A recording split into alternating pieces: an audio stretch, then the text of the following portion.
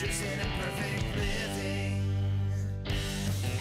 Hey, greetings, folks. Welcome to the program. My name is Greg Willits from RosaryArmy.com. And I'm Jennifer Willits' wife. Have you read any good books lately? Yeah, that's a big question. That should be the question we're always asking. I feel like in this episode we're going to be intruding a bit into the territory of our friends Mac and Catherine Barron. They're the ones who turned us on a few years ago. They kept jabbering on about this guy named John Senior, who was a teacher at a university in Kansas, and he ended up converting a lot of people to Catholicism without actually trying to convert people to Catholicism. It was by the way he lived his life and by some of the things that he was teaching and encouraging people to discover things like good books that people just naturally fell their way into the Catholic Church. And so he got himself into a bit of trouble way back then by doing those kinds of things. So we were talking because for my birthday last November, one thing that you did, and I'm pretty sure we've mentioned this on the show, that you went off and you had the idea for a birthday present for me is to go and look at John Senior's list of not 1,000 great books, but 1,000 good books. And there's a differentiation between the two, but you went and looked at the list. It's an appendix in this book right here. It's called The Death of Christian Culture by John Senior, and he has a follow-up. I don't know which one came first, but the other one's called Restoration of Christian Culture. Yeah. But you went on that list, and then you just randomly picked like 6 books. Yep, that's what I did. And I appreciated all of them. I don't know if I will like all of them. Right. I tackled, of the stack of books that you got me for my birthday last November, I tackled what I felt like was the hardest one first. I figured, let me see if I can get this one done and if I can actually accomplish it. And it was very, very difficult. And I read Crime and Punishment by Dostoevsky. And it took me, so my birthday was the beginning of November, and I didn't finish it until February, a few weeks ago. I finally finished it. And so I didn't allow myself to really dive into any other types of books or anything of depth while I was reading that, because I know myself. And I'm the kind of person who has 5,000 books, not so good, sitting on my nightstand at any given moment. And it's really tempting for me to say, well, I'm just going to temporarily take a break from this book, and I'm just going to read this other book real fast. And then I never go back to that original book. And so there were several books that kept coming my way, and I just said, no, I'm not going to read them. I'm going to finish Crime and Punishment. And I did, and it was really hard. So, well, despite that, I mean, there are times when you're reading a book, and usually it's at a particular, we have a ritual when we read certain books. Like for us, if it's like the latest novel, it tends to be at night. We've already, we're settled into bed, and it's the last thing we read before we go to sleep. And so I think the majority of Crime and Punishment was read as the last thing you saw before you turn out the lights. But there was never any reactions from you. Like some books will make you laugh, or you'll make a gasp or something. And there was just silence. And so I thought, I don't know if he's enjoying this book. I really couldn't tell if it was great, inspiring. I'm not even sure why it's on the list of 1,000 good books by John Senior. Okay, so I want to talk about, and I went back and I actually read sort of the beginning of the appendix before the list. And several important things were jumping out at me.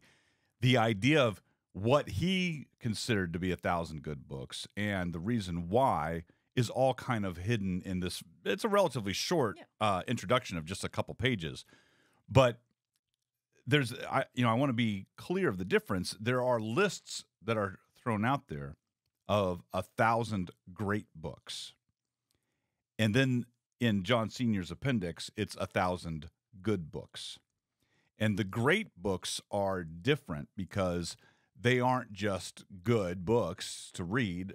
They contain a higher level of knowledge, intellectualism, perhaps philosophy.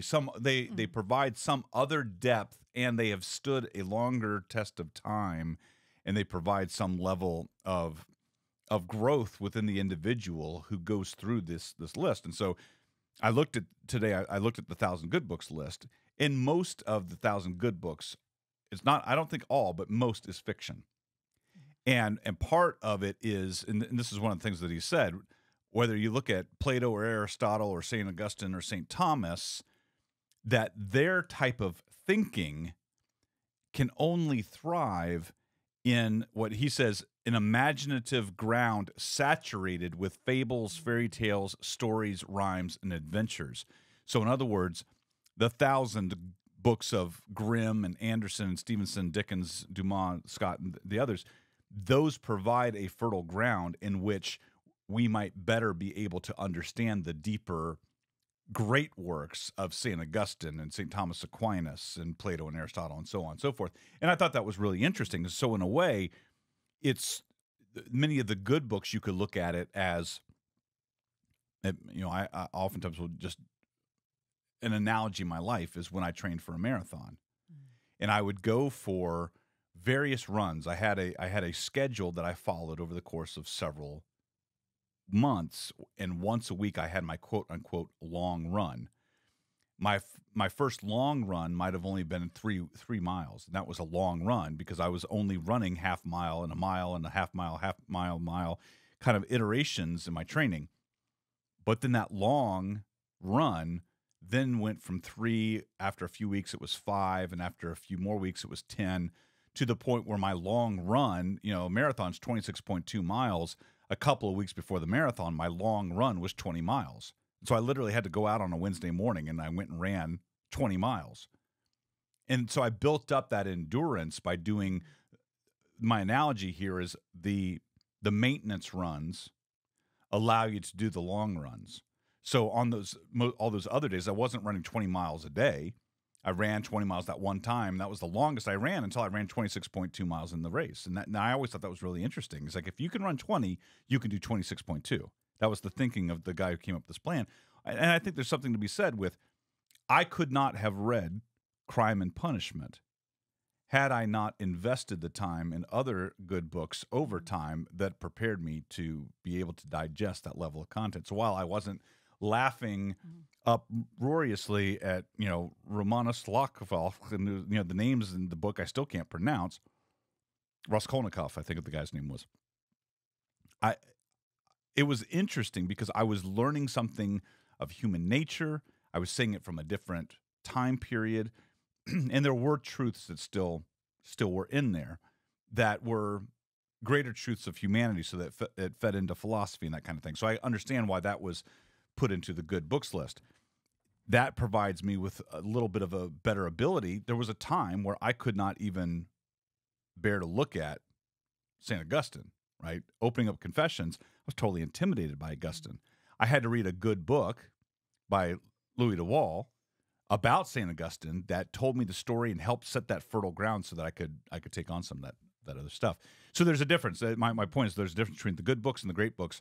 We're going to be talking more about the good books because they're more, I don't want to call them just entertainments, but they are. They're the fables, and they're the stories, and they're the poems, and those kinds of things that set the better fertile ground that would allow us to grow more deeply even in our faith and an understanding of some of. So we've been talking so much about Louis de Montfort and Francis de Sales. We've just finished up a course on St. Francis de Sales that we're getting ready to launch on School of Mary in the next few months. That looking at Introduction to the Devout Life, that's a great book. That's a deep book. We need better fertile ground. And so what are we doing to cultivate the ground right now? Right. And I have observed that even in our family season right now, that we're actually reading more than we even did in previous recent years. Like even with Lily, when I look at her age and the kinds of books she's being asked to read as part of her high school curriculum, we are diving into more mature works as a family, interestingly enough, as Netflix and things like that still continue to offer very base types of entertainment, which we still watch on occasion. There's times we don't want to think about anything, but I like how reading feels like a good contender in terms of how we recreate now. And I'm reading more than I have in a long time, and partly because of the Well-Read Mom group that I'm a part of. It's giving me a reason to read. Every month I have to finish the assigned book. I've never read a book a month consecutively before. That's new for me. But it's showing me I'm capable of doing it. And it's stretching me to and showing me I can handle more mature works. Like I should be able to get through this book that John Sr. put out with a little more confidence. I don't know if I'll read Crime and Punishment. Just that looks really. I don't recommend it. I mean, Crime and Punishment was like recommending that someone run a marathon. I really recommend that you run a marathon, but I'm not a runner. I think you should anyway. It's not for everybody, right? And Okay. But I also have had an interest in Dostoevsky. I mean, I made an attempt at one point at Brothers Karamazov. But I mean, okay, so I don't know if I know I've never publicly admitted this. Do you know why I read Brothers Karamazov, and I tried to read it at least. And I got several hundred pages through. You won't. Okay, can you tell me the year? So I tried to read it when we were in Denver. It was right after I got okay. my Kindle for the first time. Yeah, I thought it was 2016-ish. And so I got on my why. Kindle, and I was going through a phase where I was just trying to always have a book with me, whether it be an audio book that I was listening to while I was driving, or my Kindle. I used to read my Kindle back and forth as I was walking from my truck into my office when I was working at the Archdiocese out there. And then at lunch, I was reading on the Kindle. So anytime there was a break, I was trying to read something. Now, but I wasn't striving for a good book. I read a lot of junk books. I basically was like whatever was available on the library's download service. I got it. It was because of a comic book. The first time I ever heard of the Brothers Karamazov was in the late 1980s version of Justice League of America. And these two characters, Blue Beetle and Booster Gold, used to jokingly quote the Brothers Karamazov. They were two idiot superheroes. But every once in a while, they would quote that book as if it was a life-changing book. And every once in a while, they'd work it into conversation when they were fighting supervillains, and the supervillain would have read it. I'm like, what? And so as an 18-year-old reading those comic books, I'm like, what is this? And so it was kind of put into put into my filing cabinet in the back of my head as that is a book of some level of importance that I need to read at some point in my life. Well, sure. And that's what good books do. They prepare the soil for the great books. So Justice League International, 1988, by Keith Giffen and J.M. DeMatteis. It's a good comic book. Well, but you bring up a really good point, because that same thing happened with Jeff Smith's Bone series, where he made He read Moby Dick, right? Yes. Yeah. So that was the classic work that would regularly come up in a great way with one of his characters. Which Bone? Okay, see. So Bone did a great thing. So I haven't read Moby Dick, but I want to read. I want to read Moby Dick. Yeah. I want to read it. Want to read well, it I mean, now. I've wanted to read. Okay, so again, weird ways that good books get on your brain, and Moby Dick is, I'm pretty sure, on John Senior's list. Moby Dick first got on my radar. I'd heard of Moby Dick, but I had this cassette tape that someone gave me when I was in high school. I don't know if you remember the guy on the FedEx commercials back in the 80s that talked really fast. Yeah. The motor mouth guy. Yeah. Well, he did an album where he did 10 great books in 10 minutes. And it was basically he just did an abridgment of every single one of these things, but he did a 1-minute abridgment. And the Moby Dick one, I remember hearing it, and I remember wanting to know. I've always known. You know what the first line of Moby Dick is? They call me Ishmael. No, call me Ishmael. Call me Ishmael. And I just remember that guy going, yeah, because he spoke. Every one of these things was super fast, and all of a sudden he went, "Call me Ishmael." But he started it very calmly with that, and so I've just known even since high school, like Moby Dick was kind of on my radar. But I think it's important. So we differentiated between the 1,000 good books and the 1,000 great books, right? And so the 1,000 great books would be a lot more of Plato and just going deep, right? Those books. Yeah, I mean going deep into a lot of philosophical readings. Yeah. But looking at the appendix, some of the the differences that he said, that help to define what we're talking about here. Great implies a certain magnitude, right? So you can say War and Peace and Les Miserables are great because of their length, but not necessarily because of the content. But they could be both. It could be because of the length and because they are good books. Or you might say that the Critique of Pure Reason is great because of its difficulty level in reading it. But he says great books call for philosophical reflection. Good books are popular, appealing especially to the imagination. I thought that's a great definition right there, right? So when we talk about a good book, they're popular, they appeal to the imagination. Now, some of the things, and he said obviously some authors are both great and good, and their works may be read more than once from different points of view. So if you look at Shakespeare or Cervantes, you can look at them from you can read them from the perspective of different characters within the same work and get something different each time you go into them. But he says when you look at it, he really is critical of contemporary works. So what you won't find in John Senior's list of good books, you won't find C.S. Lewis, you won't find Tolkien, you won't find any modern day works in there. And he said, in regards to creating this particular list, the cutoff point was World War I.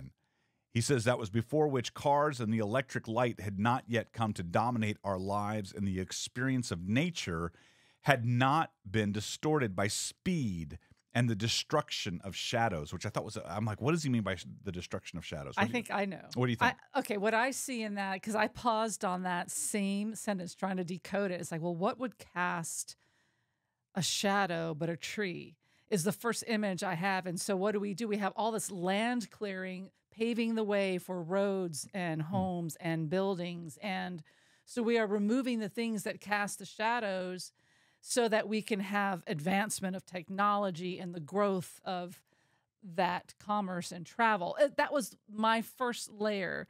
But did you think of something else when you read that? I took it more intellectually, meaning Okay. I didn't think about the destruction of anything actual physical.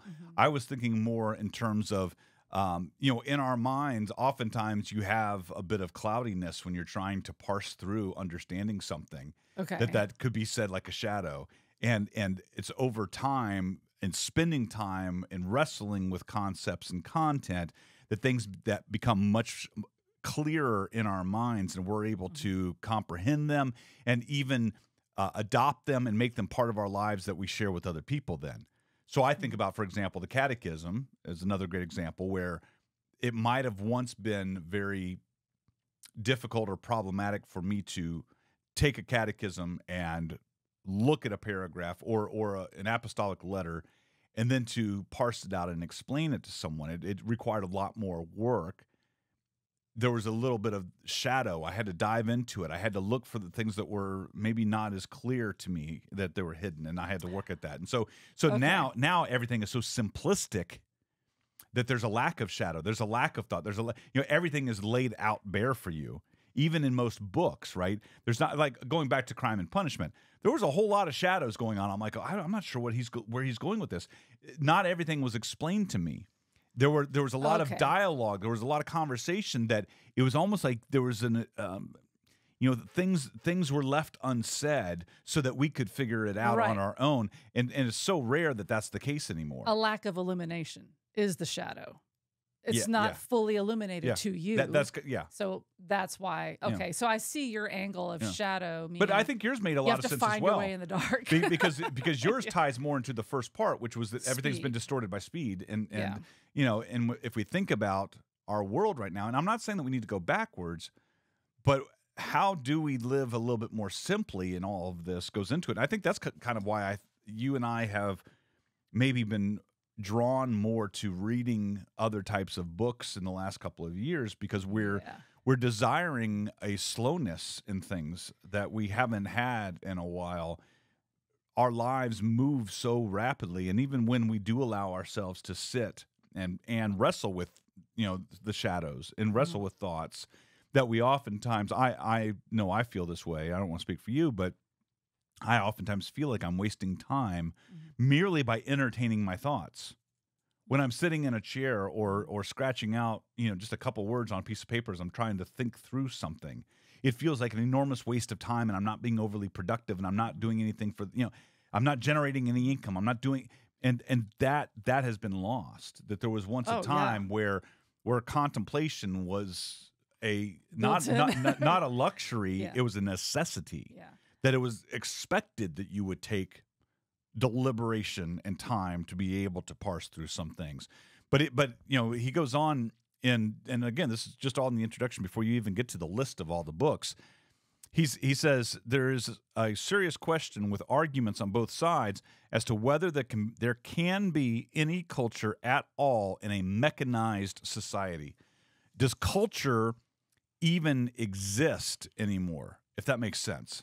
And so you have to kind of... By his definition right, of you culture. have to back up and say, well, what is culture exactly? Well, culture would be the ability, I would think, to be able to understand the things that are found within the deep, well, he goes at the beginning, to change the figure, the seeds are good, but the cultural soil has been depleted, right? So culture would be the ideas of Plato and Aristotle and St. Augustine, St. Thomas and others, right?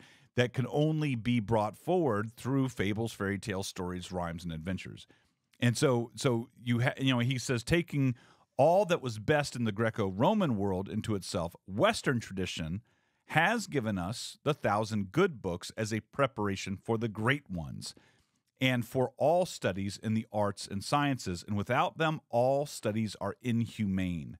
So he goes on, he says, the brutal athlete and foppish aesthete, so like aesthetic, suffer vices opposed to the virtue of Newman's gentleman. So there's so many thoughts that go through my head because I agree with him to a point, but then I also struggle with him from a modern day perspective because I also see some Catholic men in particular that have sort of started to adopt this, trying to be like they're from the 1800s. And, we don't live in a world where we now have homes with libraries made of dark wood and, leather reading chairs with pipe smoke wafting in the air. And there's these long hours until the sun goes down where there's time to read and ponder and write long philosophical tirades in our journals that are getting published in, the newspapers or magazines, because newspapers and magazines don't exist anymore. So I struggle with this sense of like what the culture is and how there can't be culture in a mechanized age, because we desire culture, but that doesn't mean that we don't live in a world anymore. We're post-Christendom, as Fulton Sheen has said, right? That we're beyond the age of Christendom at this point. Not that Christianity is dead, but an age where Christendom is the key thing that we're all focusing on. The same thing could be said for the culture that John Senior's talking about. It doesn't exist right now.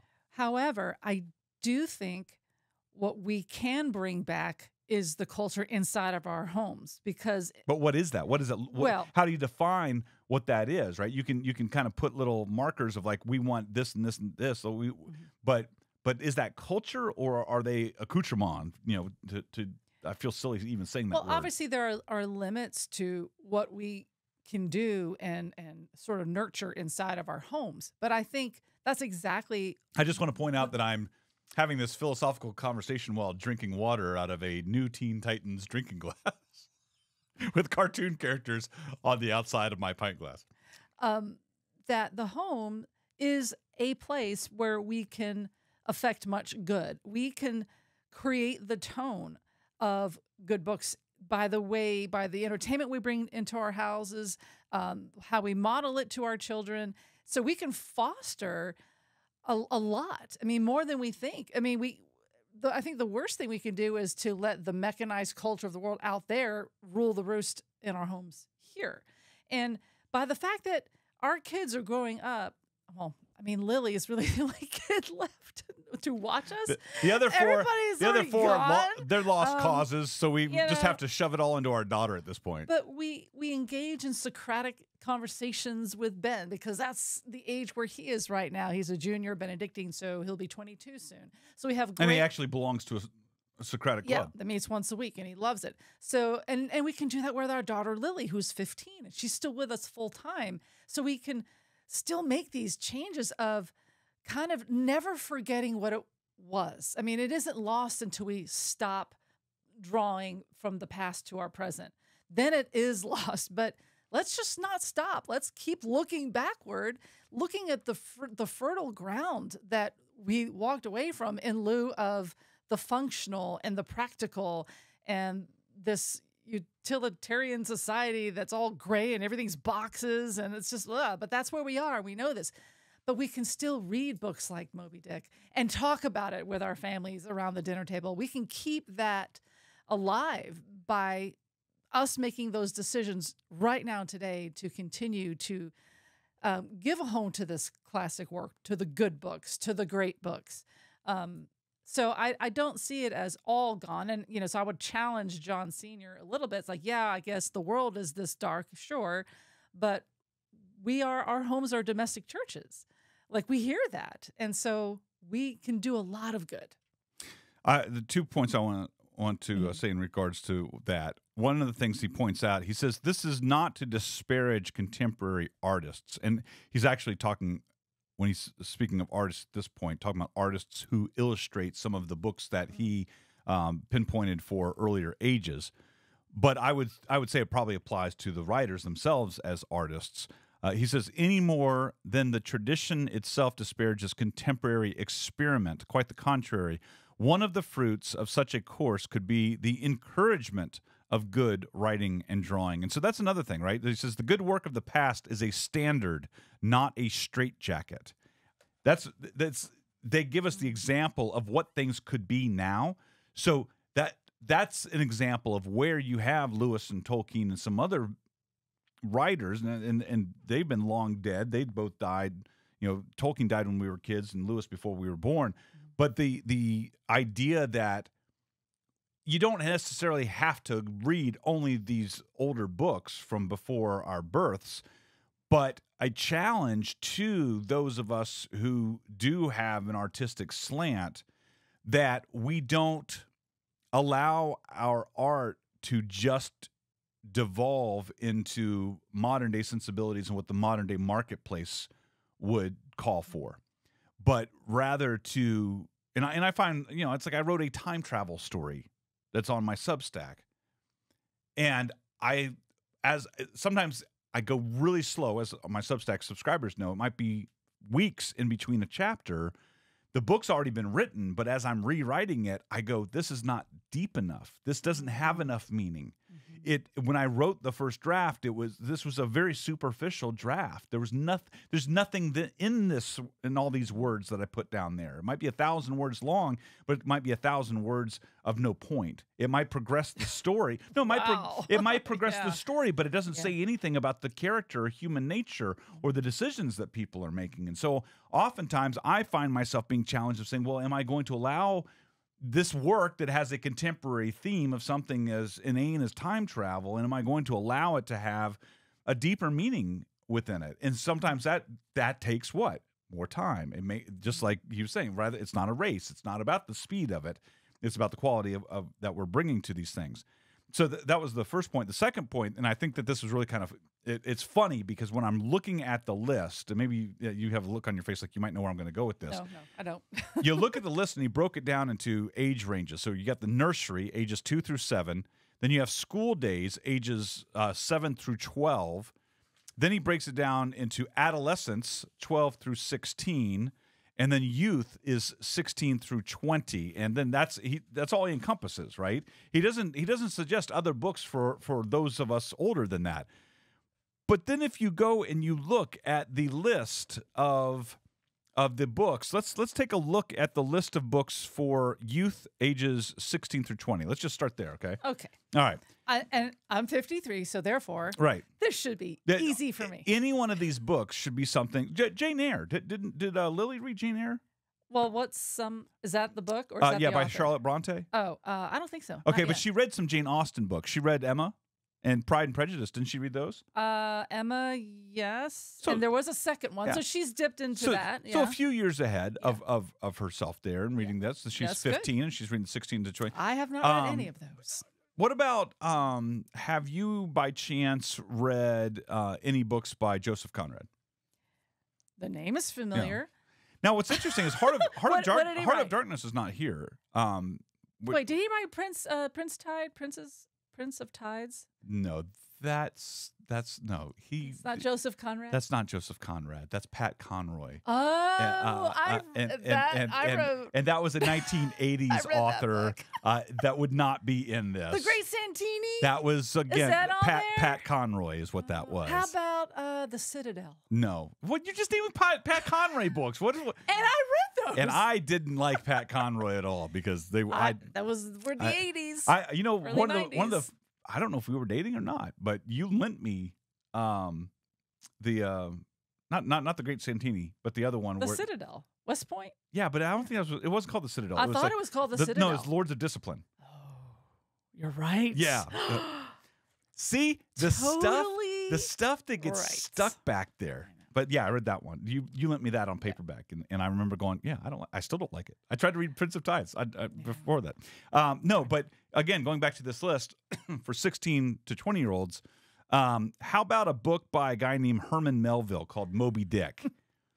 That's for 16 to 20-year-olds. He's recommended. But what's 16-year-old William Shakespeare, would read Moby Dick? Hamlet, Henry the All the Fourth, Shakespeare Henry stuff. V, Macbeth, Taming of the Shrew, Twelfth Night. Those were the ones that are listed there. What about? I know you're a big fan of William Makepeace Thackeray. You've read all of his books. No, There's like none. 20 books by him listed here.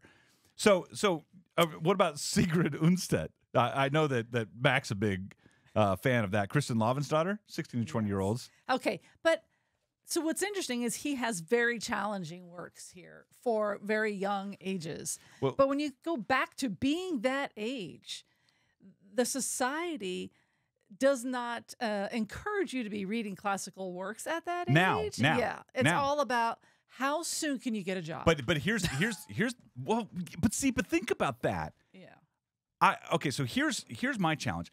I would say when I was a kid, I was pretty well read as a kid. Okay. I read a lot. Did I read these kinds of books? Not always, but I was challenged on more than one occasion to read books outside of my reading level, and I took it on. I remember trying to read Watership Down in 5th grade. I remember trying to read Animal Farm in 1984 in 4th or 5th grade. I was taking on books that were beyond, and I didn't always make it through those first attempts, but the introduction was there, and then I would oftentimes go back. But where I kind of think is the challenge here is, while he said this is the age range here, imagine this challenge to everyone listening or watching here, and to us as well. So the ages 16 through 20, we live in a culture, in a society where we have not gotten, in many cases, formation strong enough to sustain us in making our way through a lot of these particular books in this list. Now, some we can, right? But it requires a lot of work, and we may not enjoy it as much as we could if we created a better foundation for it later on. So while I won't say I didn't enjoy Crime and Punishment, I do believe that I enjoyed it much better because of other books that I've read before it. So my challenge with this is we kind of put our pride aside. In the books that he has listed for ages 12 through 16, I think that we could read a considerable quantity of these in a shorter period of time, because those, quite honestly, are more at our modern day reading level. Okay.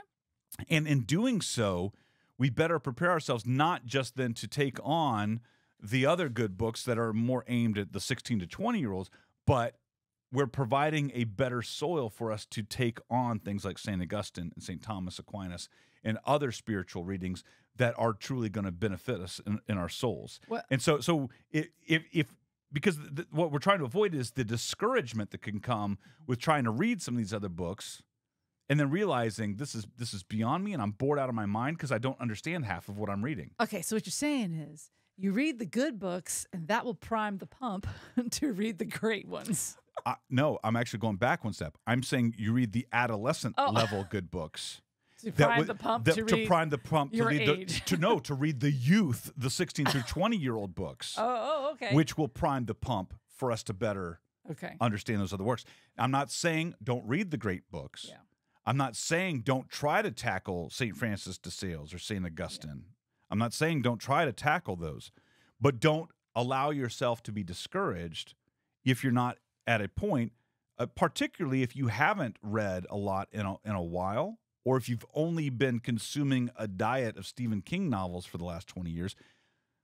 I was going to say nothing against Stephen King, but let's be honest. There's a lot against Stephen King. I mean, it's like, I've read a lot of Stephen King books. I probably shouldn't read any Stephen King books. You know, they're Right. few and far between where they're actually going to do something that are going to cultivate something in my brain that's of good, right? Right. And as a Catholic, shouldn't we be asking ourselves better questions before we dive into any particular book? But that doesn't mean that we just have to read religious books.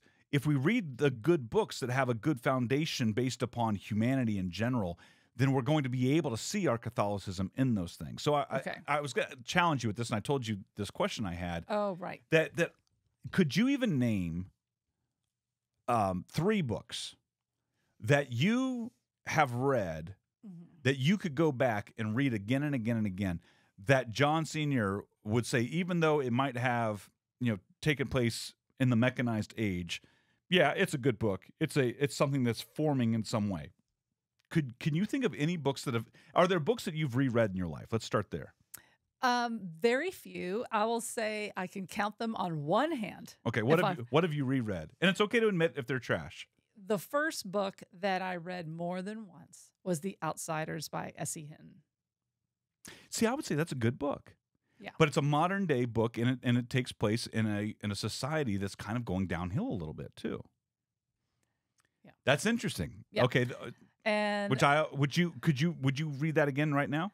Oh, I'm very curious Okay. now because I was rather young when I read The Outsiders.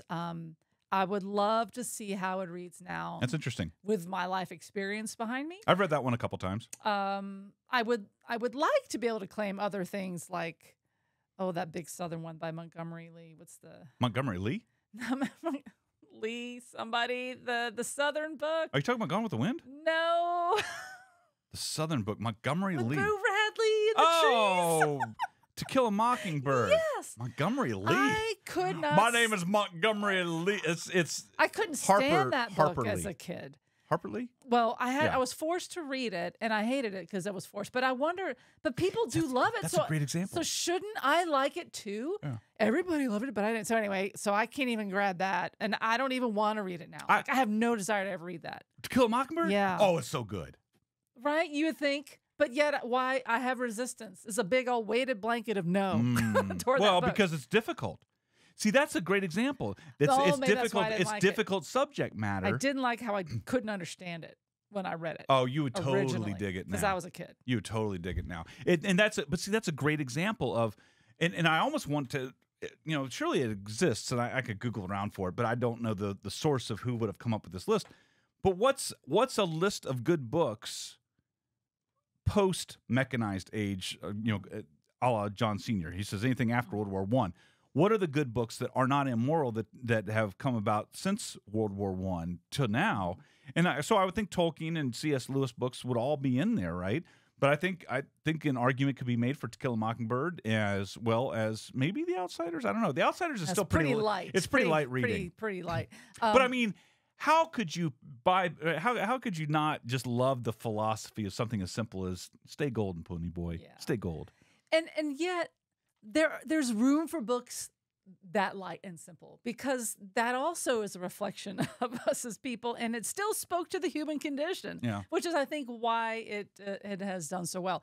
I don't think I have read anything else more than once, except for last year when I read Dracula, Bram Stoker's Dracula, for the first time. I loved it so much I went right back and started rereading it a second time, so that I actually read it twice inside of 1 month. Interesting. And I don't know.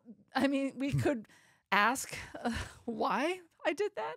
I loved it. There was something. It just woke something up in me. It was fun and deep and exciting, and spiritual, and I just loved it. I got to admit, I was a little weirded out when you were reading that.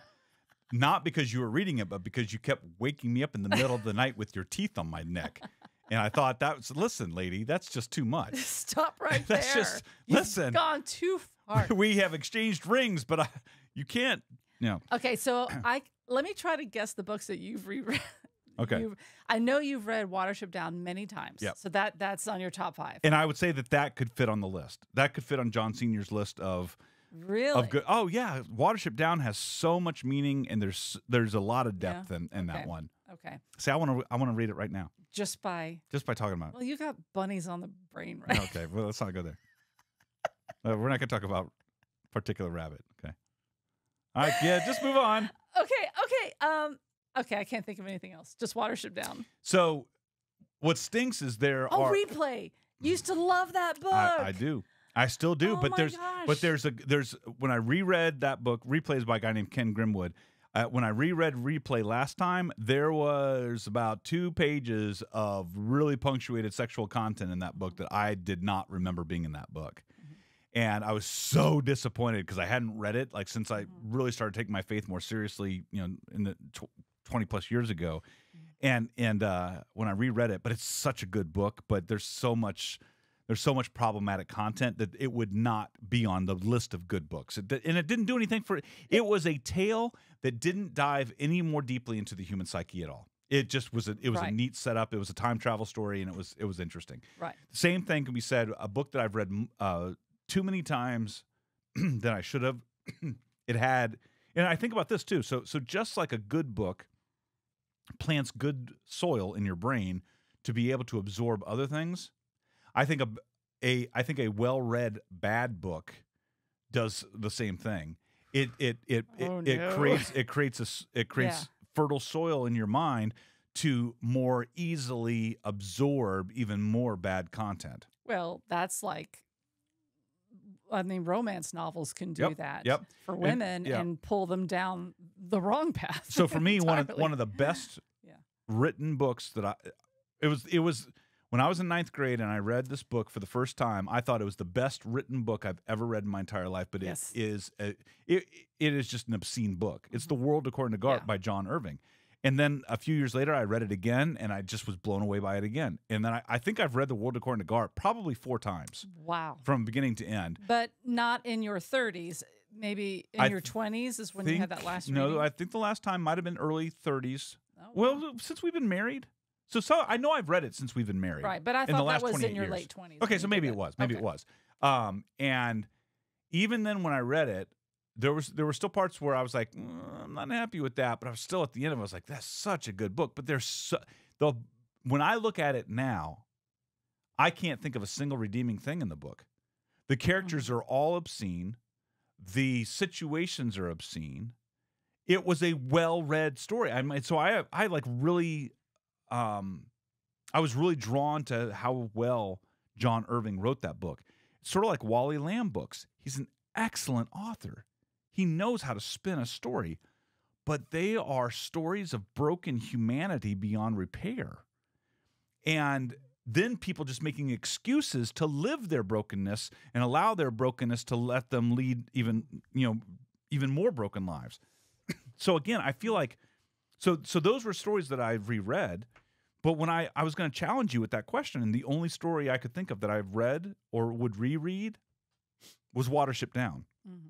That would qualify to be on a list of books that did something in a positive way in my brain. Now, I'm sure that there's been others, but I don't know if I would necessarily reread them. Like Animal Farm, I've read a few times, and I feel like that's a good book. I think it says a lot. Okay. 1984, I reread that last year. I tell you, from a book that is a commentary on society, fine. On a book that's a commentary on humanity, it's terrible. 1984 is a terrible, terrible book. It shows the worst of all people, and it had in my mind very little hope at all in that story. It might have been a cautionary tale, but so there's this sense, right? These books that, to go back to talking about Moby Dick and other books that got planted in our heads at different times in our lives. Like I remember things like A Room with a View or Tess of the D'Urbervilles or Lady Chatterley's Lover. These kind of books that were considered highfalutin literature, and you go to the classics section over at Barnes & Noble, and they're all listed there, but they're all books that basically were early entries in literary pornography. They have things in it that are just completely inappropriate. Now, is that to say that these things weren't happening? Well, they might have been happening, but they don't need to be promoted in literature that's considered something that everyone should read. And so that's why I think lists like what John Sr. came up with, that they're at least somewhat, even if there's a sexual circumstance that is not being glamorized, like in Crime and Punishment, there was some sexual deviancy, but it was deviancy. And it was clear that it was deviancy. It was clear that it was wrong. So, I don't know. And what about books from saints? I mean, like... There are no novels, though. See, it's different. Those would be considered great books, right? Okay, but the real stuff. That's deeper stuff that has something to do with philosophical levels that...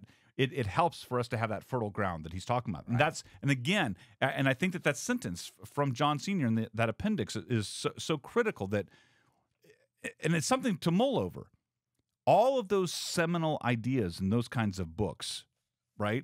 Seminal, to take seed, to take root, to grow from there, right? They're just beginning points. And so he's saying even Plato and Aristotle and St. Augustine and St. Thomas are just offering the seed of things that can take root and grow even more. They will only thrive in an imaginative ground saturated with fables, fairy tales, stories, rhymes, and adventures. And that's the 1,000 books that are more approachable of Grimm and Anderson and Stevenson and Dickens and Scott. So they make, and in a lot of these books, if you get past some of the, like Robinson Crusoe from Daniel Defoe, Daniel Defoe, if you go back and look, those are school age, 7 to 12. Don't sit there and go, well, that's just too young. David Copperfield is in that list. When was the last time you decided to tackle Charles Dickens, right? You're immediately intimidated. Well, I wish he hadn't put school days. I just wish he'd put like level 1, 2, 3, 4, right? Yeah, that's actually these are level 2 books. Great idea. Right? Just go read level 2 books. So that you would be encouraged to go back. And then, you know what? Those I could take on all these things. I can do these next ones. And so I'm very encouraged. I mean, I want to build up our library of, and so like when we went on our day date a month ago and we were going into all these antique shops, I had my eye out for old books. I was looking for books with old covers just on the off chance that I could find some of these books. And it's like, these are in good shape. Bring them home, stick them on our bookshelf. Good conversation, Jennifer. Well, I mean, you thought we wouldn't do a podcast today. No. What? Me? Oh my gosh. Don't even start. Don't even start.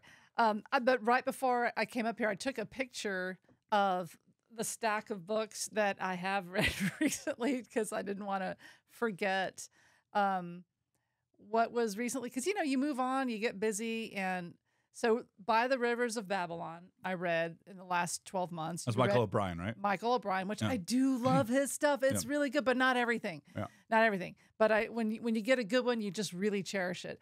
I have not ever read 1984. You read Lonesome Dove. You read 1984. See that Lonesome Dove?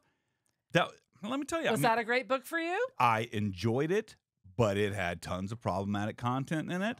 It is not a good book or a great book in terms of it didn't do anything to feed. I mean, if anything, it gave me a portrait of the West, in the late 1800s, in the Western United States. That's all it did. Poetry. Yeah. Now, you like writing poetry. I don't mind reading it. Okay, so I got Leaves of Grass on my and the poems of Robert Frost on my Kindle. So I recently read The Four Quartets by T.S. Eliot. Okay. And I still echo those lines. They still and you hated that exercise too, but they got to you. That was tough, but I'm really glad I did it and that we own the copy. And then, of course, we read some graphic novels. Gene Yang had a new one, so we read that. Lunar New Year. And then you read Crime and Punishment. And then I read True Grit. I did too. For the first time. I read it. And this was your first time reading it. Yeah. And that was very enjoyable, very quick, easy read, which was great. I would say the book True Grit is much, much, much, much better than the John Wayne movie. And it's better than the Coen Brothers movie, but the Coen Brothers movie is good. Yeah, so absolutely. And so now I'm finally reading the one that the Barons have talked about over and over. A Severe Mercy. A Severe Mercy. But that's for finally reading. That's for your women's well-read moms club. Yeah, that's what we're up to now. And I'm reading War of the Worlds right now. That was on the list. And I got to tell you, War of the Worlds, written in 1898, or came out around that time.